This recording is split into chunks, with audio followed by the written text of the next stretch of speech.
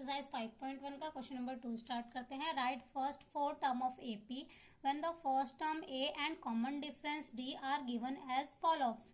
हमें एपी की 4 term find करनी है जिसमें हमें ए और डी की वैल्यू दे रखी है। तो एपी की टर्म फाइंड करने के लिए फॉर्मूला होता है हमारे पास a n equals to a plus n minus 1 into d. अब हमें A1 दे रखा है और D दे रखा है, हमें A2 फाइंड करना है। तो A2 के लिए फॉर्मूला क्या हो जाएगा, A प्लस N की वैल्यू हमारी क्या है 2। जो N होता है वो हमारा नंबर ऑफ टर्म्स होता है। और D की वैल्यू D, तो फॉर्मूला हमारा क्या बन जाएगा, A प्लस 2 में से 1 माइनस हुआ 1 तो 1D। तो अगर हमें A2 निकालना है तो A प्लस D, इसी तरह से A3 निकालेंगे तो A प्लस 2D बन जाएगा। तो इसी को ही अप्लाई करके हम नेक्स्ट टर्म फाइंड कर लेते हैं। तो A2 के लिए हमारे पास क्या फॉर्मूला बन गया, A प्लस D। A की वैल्यू हमारी 10 और D की वैल्यू भी क्या है 10, तो कितनी आ गई 20। अब A3 निकालेंगे तो कितना आ जाएगा, A plus 2D equal to A value हमारी 10 है प्लस 2 इंटू डी, तो 2 10 से 20 प्लस 10 30। A4 निकाल लेंगे तो A plus 3D 10 plus 3 into 10, तो कितनी आ जाएगी 10 3 जा 30 प्लस 10 40। A5 निकाल लेंगे तो कितना आ जाएगा, A प्लस 4D, तो 10 प्लस 4 इंटू 10, 4 10 जा 40 प्लस 10 50। तो नेक्स्ट 4 टर्म हमारी कौन सी आ गई, 20 30 40 और 50। A1 हमें दे रखा था, हमने आगे की 4 टर्म फाइंड कर ली। तो हमारी AP क्या बन गई, 10 20 30 40 50। अब इसी तरह से सेकंड पार्ट हम कर लेते हैं। तो इसमें भी क्या आ जाएगा, A2, तो A प्लस D, A हमारा है -2, D की वैल्यू हमारी क्या है 0, 2 में 0 माइनस करेंगे तो कितना आ जाएगा माइनस का 2। A3 A plus 2D -2 plus 2 into D की वैल्यू क्या है 0, तो 2 0 जा 0, यहाँ पे हमारी वैल्यू क्या बच जाएगी -2। A4 A प्लस 3D,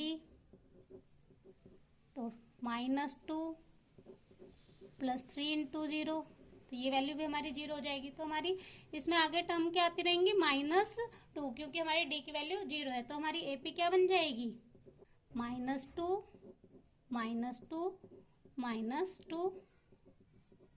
तो हमारी आगे की 4 टर्म भी कौन सी हो जाएंगी, -2।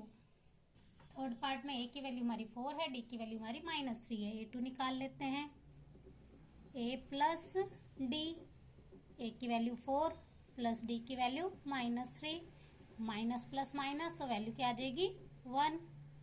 A3 निकाल लेते हैं, A प्लस 2D, ए की वैल्यू 4 प्लस 2, डी की वैल्यू -3, 3 2 जा 6, -6 में से 4 माइनस करेंगे तो वैल्यू क्या आ जाएगी हमारी -2, क्योंकि माइनस की वैल्यू बड़ी है। इसी तरह से A4 निकालेंगे तो A plus 3D, A plus 3 -3, 3 3 जा -9, -9 से 4 माइनस करेंगे तो क्या आ जाएगा -5। तो हमारी एपी क्या बन जाएगी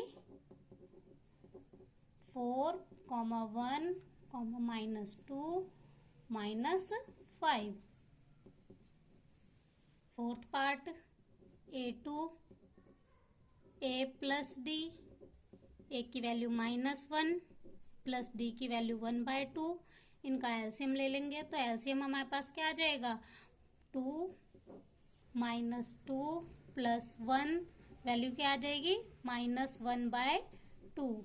A3 फाइंड कर लेते हैं, equal to A plus 2D -1 plus 2 into D की वैल्यू 1/2, 2 से 2 कैंसिल हो गया, -1 प्लस 1 कैंसिल हो गया तो क्या आ गई 0।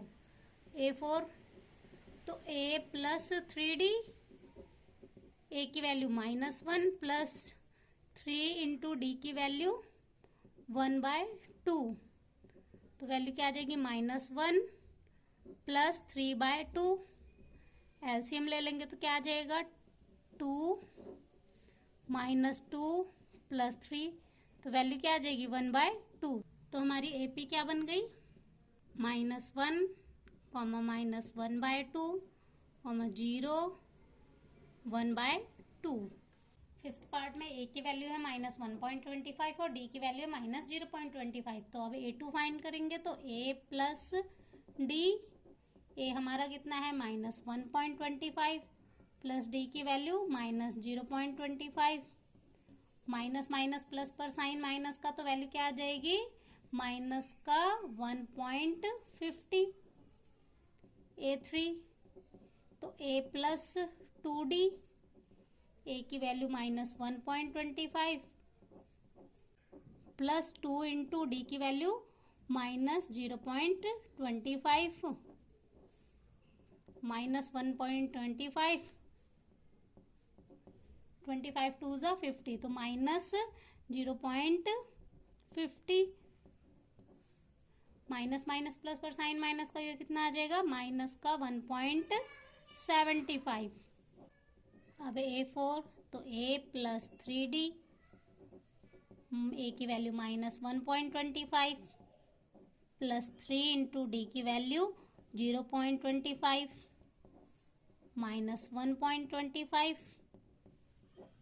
25 3 ज़ा 75, तो क्या आ जाएगी वैल्यू माइनस का 0.75। अब इन्हें प्लस कर लेंगे तो क्या आ जाएगा 2 माइनस का 2, तो हमारी एपी क्या बन गई -1.25 माइनस का 1.50 कॉमा -1.75 कॉमा 2, सॉरी माइनस का 2।